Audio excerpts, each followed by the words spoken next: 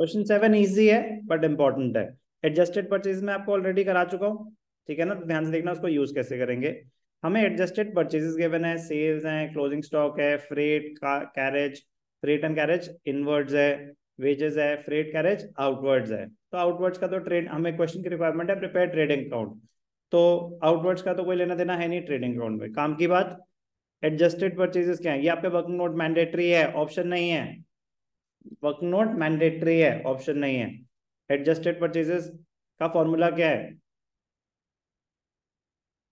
Opening stock plus net purchases minus closing stock. Opening stock given है, नहीं given. Closing stock given है, ठीक है।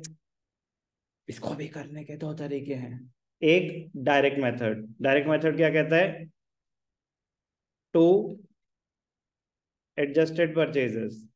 अब इसमें ओपनिंग स्टॉक भी आ गया, नेट परचेजेस भी आ गई, क्लोजिंग स्टॉक भी माइनस हो गया। एडजस्टेड परचेजेस कितनी है, 660।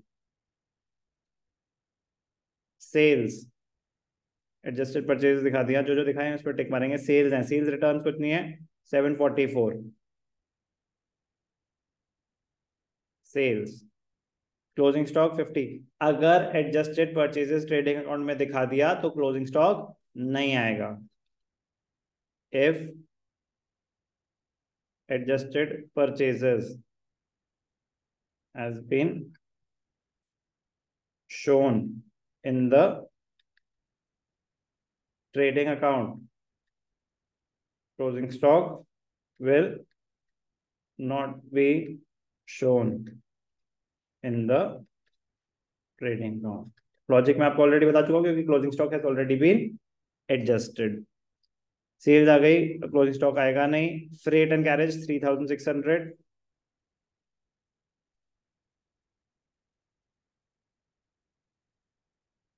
Freight and carriage 3600, wages 6000।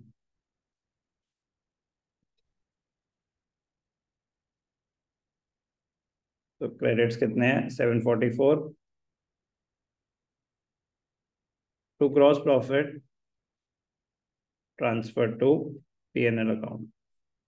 Wages 6000 है, कैरेज कार्टेज 3600 है, एडजस्टेड परचेजेस 660 है, 744 है, आउटवर्ड्स आएगा नहीं, क्लोजिंग स्टॉक आएगा नहीं। तो 744 minus 744 minus 669, 669 600, 74,400, gross profit is 74,400। Option एक तो यही था। दूसरा क्या, कि आप एडजस्टेड परचेजेस से निकाल लें। क्या निकाल लें, अगर आपको एडजस्टेड परचेजेस गिवन है 660, ओपनिंग स्टॉक गिवन नहीं है, गिवन नहीं है अलग से, तो ओपनिंग स्टॉक को हम जीरो मानेंगे। हो सकता है नया बिजनेस शुरू कराओ, तो हम नेट परचेजेस निकाल लेंगे minus closing stock. Closing stock कितना है, 50,400। तो इसको ऐड करके नेट परचेजेस आ जाएंगे, नेट परचेजेस आ जाएंगे 660 प्लस 50,400, 710,400। ऑप्शन टू, ये फिर यहाँ मैंडेटरी नहीं रहा, ये ऑप्शन टू हो गया। ये ऑप्शन टू है, यहाँ मैंडेटरी नहीं है, यहाँ मैंडेटरी नहीं है। क्यों मैंडेटरी नहीं है, अगर मैं डायरेक्टली ट्रेडिंग अकाउंट बना रहा हूं, अगर मैं डायरेक्टली ट्रेडिंग अकाउंट, मैंने कोई इन्फॉर्मेशन कैलकुलेट नहीं करी इसलिए मैंडेटरी। अगर मुझे कुछ कैलकुलेट करना पड़ता, अगर मुझे कुछ कैलकुलेट करना पड़ता तो फिर वर्क नोट मैंडेटरी हो जाता है।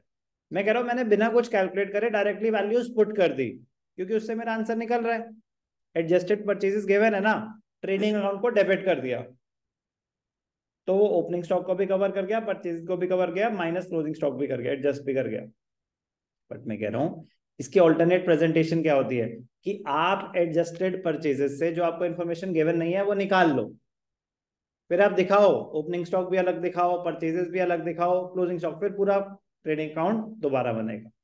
बट मैं कह रहा हूं यहाँ पे वो तब अगर रिक्वायर्ड हो कि कैलकुलेट नेट परचेजेस, यहाँ पे एडजस्टेड गिवन है ना, उनकी रिक्वायरमेंट क्या थी? उनकी रिक्वायरमेंट थी प्रिपेयर ट्रेडिंग अकाउंट। आप ग्रॉस प्रॉफिट एसरटेन कर रहे थे, आप डायरेक्टली ये कर सकते हो।